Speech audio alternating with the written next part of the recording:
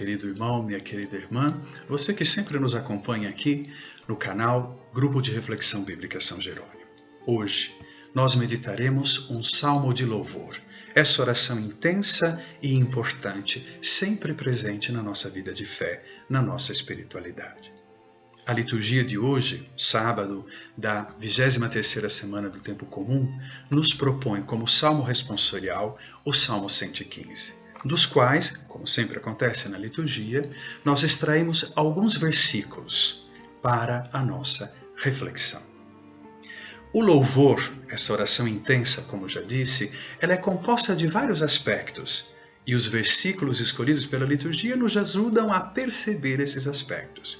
O primeiro, vemos imediatamente no versículo 12 com a pergunta, que poderei retribuir ao Senhor Deus por tudo aquilo que Ele fez em meu favor. Essa pergunta não está preocupada com algo material que o salmista possa dar a Deus, que acrescente algo a Deus, porque nós não podemos acrescentar nada a Deus. Mas essa pergunta retórica é a expressão do reconhecimento da ação de Deus que veio em socorro do salmista nas suas dificuldades. Reconhecimento que se traduz em gratidão, ação de graças. Aqui temos, portanto, o primeiro aspecto do louvor, a fonte da qual nasce o louvor genuíno, a ação de graças. O segundo aspecto, essa ação de graças que se transforma em louvor, ela assume uma forma ritual, uma oração reconhecida, expressa com muita clareza no versículo 13 e no versículo 17 da liturgia de hoje. Versículos dos quais eu quero destacar uma expressão do versículo 17, sacrifício de louvor. A tradução sacrifício de louvor se refere à palavra hebraica todá. Um conceito importante para entender nos Salmos e no Antigo Testamento o que é o verdadeiro louvor. Diante de tantos ritos muito bem desenvolvidos e muito bem celebrados, mas vazios no seu conteúdo, porque não acrescentam e não transformam a vida do homem que reza, o Salmo sempre com mais força, de modo especial o Salmo 50, nos propõe a todá. Ou seja, uma oração que não nega o rito vivido no templo, mas uma oração que nasce sobretudo da vida concreta. Interessante porque quando o louvor nasce da vida concreta, o louvor volta para essa vida completa, de modo que o homem que reza no templo é o homem que fora do templo vive o esforço do compromisso com os ensinamentos de Deus. E o esforço desse compromisso se reflete onde?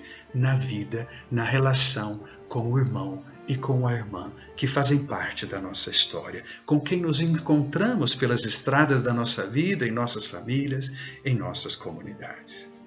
Um outro aspecto interessante, sempre nessa linha do agradecimento que se transforma em louvor, mas um louvor dessa vida confiada a Deus, ao mesmo tempo que uma vida educada por Deus, se reflete diretamente no versículo 18.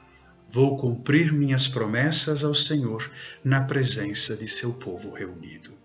Os versículos anteriores do Salmo nos falam da experiência de um indivíduo.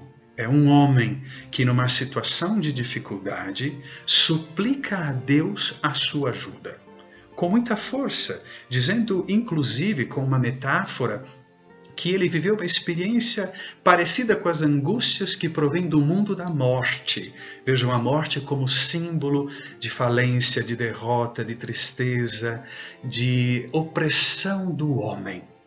Nessa situação, o salmista suplica a Deus.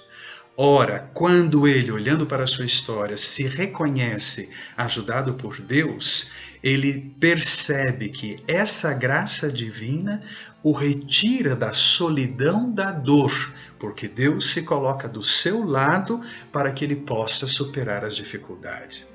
Quando essa experiência, numa atitude interna de ação de graças, de uma vida que se permite ser educada por Deus, se transforma no louvor, o salmista volta para a comunidade.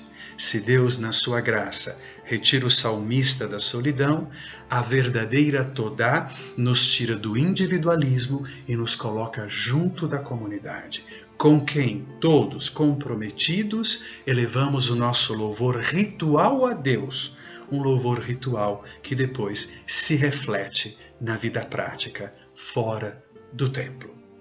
É essa mentalidade que o Salmo nos propõe, que depois Paulo, por exemplo, no capítulo 12, nos 2 primeiros versículos da carta aos Romanos, nos propõe como uma expressão para indicar que a nossa vida é uma liturgia espiritual.